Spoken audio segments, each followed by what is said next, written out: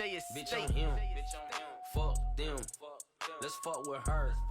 Make us a them. Welcome to the Gentleman's Retreat. I go by B. Mitch. I am here with a very special guest, entrepreneur, black man, leader in the community, Jayestate. Welcome to the Gentleman's Retreat. What's going on? Thanks for having me.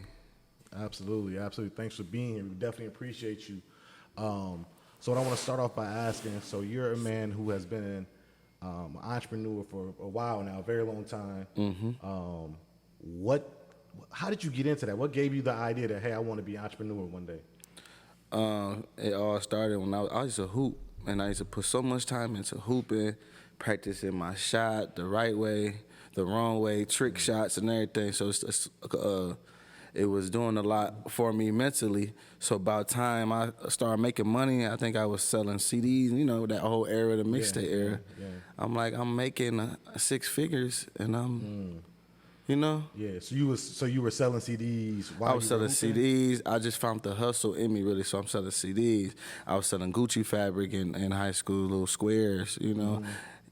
I was selling my old stuff to people that it was new to somebody else. I'm into thrifting big, but I think that's probably why, because I always sold my old goods to people for still good price before the, you know, for stock X. Right. So I mean that's stock X. Yeah. So you was doing that in high school. What got you into doing that even then though? Was it just a mindset? Just a mindset. I had a job at 16, so just getting money. So you just always getting money. So you get money and you count how much you make in a day, and then I'm like, dang, I can sell this VCR that somebody asking for a VCR that I got two of, you know, just certain little things. And obviously the obvious of anything, everybody got into a lot of hustles. So you know, you learn different hustle skills in different fields. Right. So you was just naturally just a hustler. Naturally, yes. In general. Organic. I'm one of the ones. Yeah. Shout out to Organic and Steph Weezy. Yeah, we one of the ones. So you was playing basketball, hustling, doing whatever it take to make a buck. Yeah. And that led you into, what was your first actual business that you launched on?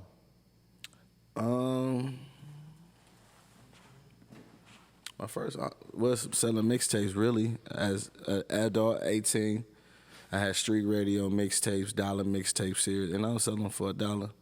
So I was a DJ, host, radio personality before I actually became that. So I spoke all that to existence.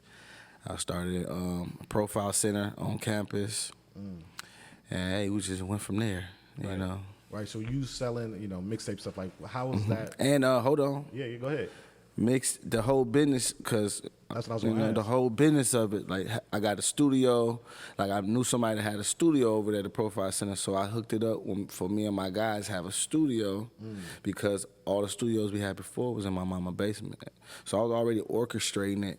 I was in the playing field already, so I was orchestrating, like, making sure we had a studio, is at my mom's crib, you know, all that story, the same story, but it's, you know, but at that point, I'm like, okay, let's get a building. Got a building. I knew what I had to pay a month for rent and stuff like that. Then I started making money, engineer off the back. So I'm like, damn, I just paid my rent in one day.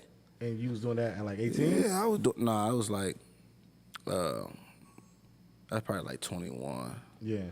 But yeah, I had at 19, 20, and 21, yeah, we had studios all over the place. But about 21 is when I really got the big boy. So before that, so studios in the basement. How did you get in contact as a young boy like that with the Profile Event Center then? Word of my elders, you know. That's why it's always smart to listen to somebody older than you know. And you just so he already had a studio there. So that's when I first learned. Yes, when I first learned about subcontracting. Well, explain what that is. Subcontractor, somebody got a contract. Well, at the time, it's my first one. I had like a couple of them. But subcontractor is when somebody got a contract and they don't want it no more, and they just sublease it to me, and I fulfill the contract. So he had that already set up. Yes, and then I built my own relationship with Giovanni. I think that's his name. Yeah, the owner over there. He sold it. Now it's no more of that. He sold it for to build some high rise on that. Smart man, because that was a long time ago. You know, and yeah, that was my first time doing that. My second one was Above Peace Salute Shape. That was crazy. That was a hell of a year. How long from then did you get to that second one then? Okay, Profile, I left Profile, went to Hans Pawn Shop, and was over there, and then for a year, and then I moved to this 2006, 7, 8, and then 2009 I had a studio, Bud Piece of Luce, another subcontract for my marketing company. So like you getting these subcontracts, are they like, hey, like you could get it, but you know, like how is that breaking down? Or is it your idea was like, well, just let me just release out? I mean, I understood what I was at the. Let me back up a little bit. Yeah. How I got my name Jayestate, I was about 20. That's when I was being Jay, but 2021 around that time when I'm studying real estate. Or no, it might have been like 18, 19. It might have been like 19. I'm 19. I'm studying real estate. And it's just like my homie gave me the name. So I already got all these mentalities, all this. You know, remember the dude that used to come on the TV? Like, I got your course. Anybody say me? The whole course, you get this free. $80. Yeah, I bought that. Yeah. So I'm studying that. So it's in my head. So I'm just understanding that. Long story short. So when I seen them post an ad for it, I already knew what it was. So I ate it up before somebody could grab it. That's crazy. And it was a loft. I got footage of it. It's crazy. It's gonna be in my documentary. You know, I don't know when it's gonna drop, but probably this summer I'm gonna drop a documentary, A Tale of Two Cities. And yeah, it was crazy. So I got it for 3 months. Well, 3 months is all you need, really. The whole summer.